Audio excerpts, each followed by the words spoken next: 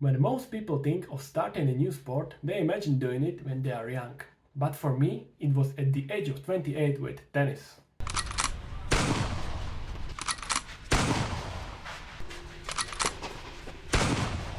Hello everyone, my name is Tomas, I am from Slovakia and I'm really excited to share with you my tennis journey. I am 30 years old and this is my first video about my passion for tennis. I started playing tennis in 2020, which means I have been playing for 2.5 years now. Before 2020 I had played tennis a few times, but it was more like hitting the ball back and forth without any proper technique or strategy. It was just casual game that I played occasionally during summer. But in the summer of 2020 I felt strong urge to change that. Sport had always been part of my life since my childhood, but it had only been on recreational level. I decided that it was time to take it to the next level, to have regular trainings, participate in tournaments, set goals and get better. Let's take a look at how my serve looked back in 2020. As you can see from the footage, my serve was far from perfect. It was actually quite comical and almost as bad as the video quality itself. At that time I was still new to tennis and I was learning everything from scratch. But soon enough I realized that there is a big difference between watching tennis on TV and actually playing on the court. Moving on to my backhand, I decided to play a one-handed backhand because of its elegant appearance on the court, and who wouldn't want to play like Roger Federer, right? In my opinion, there are some disadvantages, such as difficulty with high balls or less stability, but on the other hand, it has given me a lot of variety in my shot itself, more power and better slice. Here is a rally from 2020 that I am proud of because I was finally able to place the ball away from the center of the court. However, despite this successful rally, I really struggled with ball placement in general. Instead, I often found myself in situations where my opponent was dictating the rally and I was the one running from side to side and making a lot of errors. This footage is from the end of summer 2020, where I made my first small improvement in my serve. Although it wasn't a huge change, but at least I didn't look like a ballerina anymore.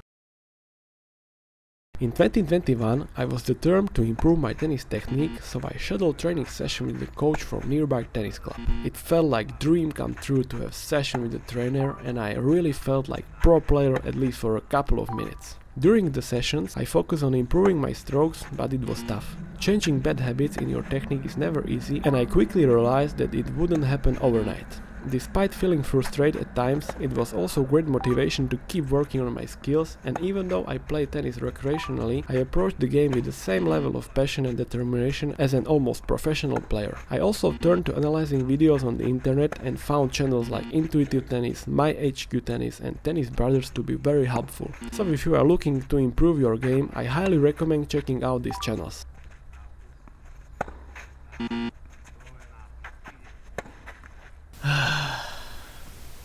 In early 2022, I shifted my focus towards improving the fundamentals of my game rather than just technique, particularly my forehand and serve. During basket exercises, I worked on achieving the right distance from the ball at the moment of contact, as I tend to play my forehand too close to my body, which resulted in short shots.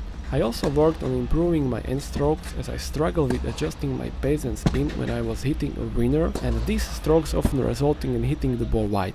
I also worked on my serve, which had been a weak spot for a while. I faced a long-standing issue with the head of the toss, which led to a stressed arm and rushed execution. Talking about my equipment, I am currently playing with Wilson Blade 98 version 7 16x19 Roland Garros edition. And guess who is in the background of the living room? None other than my inspiration and all-time favorite player Roger Federer. All credit to my wife for allowing me to have a framed picture of Roger in our living room. Before this racket, I used the same Wilson Blade 98 version 7, but with the string pattern of 18x20. However, I found the 16x19 to be much lighter and easier on my wrist. I believe the slight difference in swing weight makes all the difference. Please let me know in comments below if my consideration is right or not. As you may already know, I really fell in love with tennis, and the string machine is another proof of this. I enjoy learning new things in general, which is one of the reasons I bought the string machine. It is also more comfortable to string rackets at home rather than going to a club and waiting for them. I also like stringing rackets for others because it is another opportunity to talk about tennis, strings and rackets.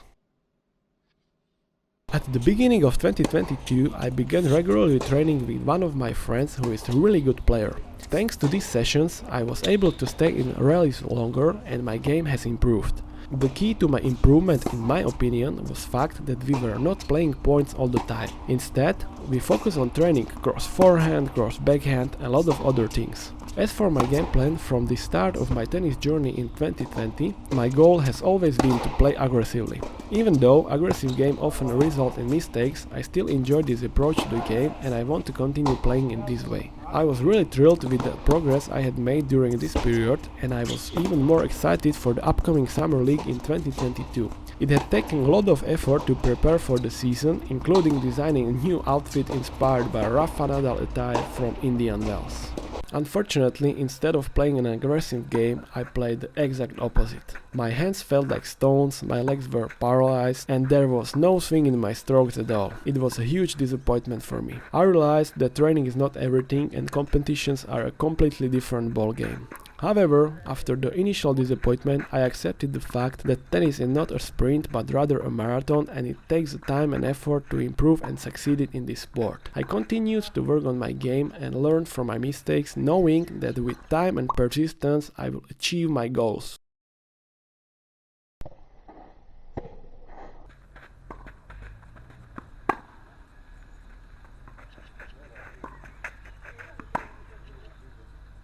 Footage from the actual winter season and how my game looks these days. My focus remains on improving every single stroke in my game. Well, I might not be a top tennis player like Nadal or Djokovic, but I do know one thing. They are always trying to improve their game. And if they are not satisfied with their game, then I definitely have some work to do. I am preparing myself for the new season of Summer League starting in May, and I am excited to see how my game will compare to last year. Mentally, I feel more ready this time because I played in the Winter League, which was a good experience. With each match I felt less nervous and more confident. Of course, there were still times when I experienced a blackout during important matches, but overall my performance was better than last year and I'm really looking forward to showing off my progress in the upcoming Summer League.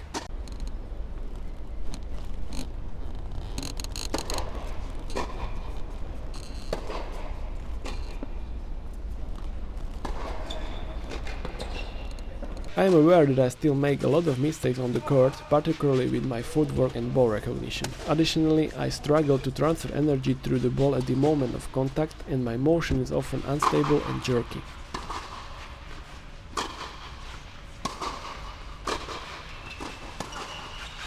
But what truly irritates me is my inconsistent forehand. Every shot seems to come out differently. Finding consistency with my forehand is my top priority now.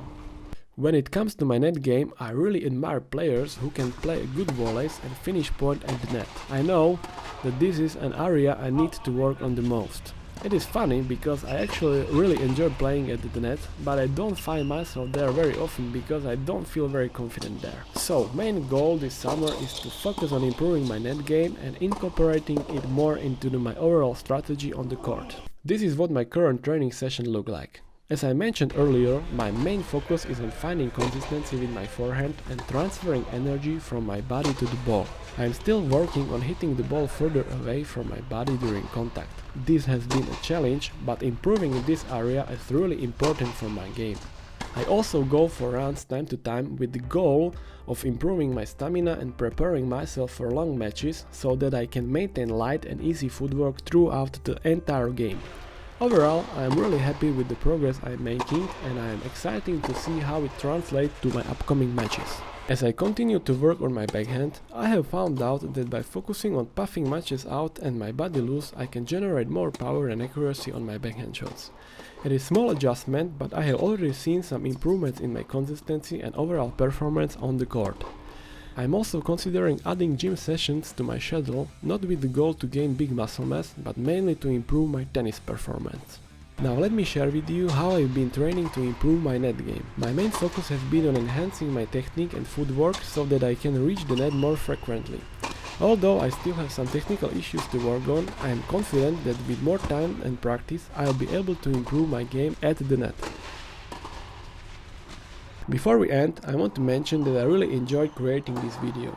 I am planning on adding more content to my channel about my training, league matches, tournaments and more. I am open to any advice or tips you may have to help me improve my game, so please feel free to leave a comment. And if you enjoyed this video and want to follow along with my tennis journey, do not forget to subscribe and give it a thumbs up. Thank you for watching and I'll see you in the next video. Vamos!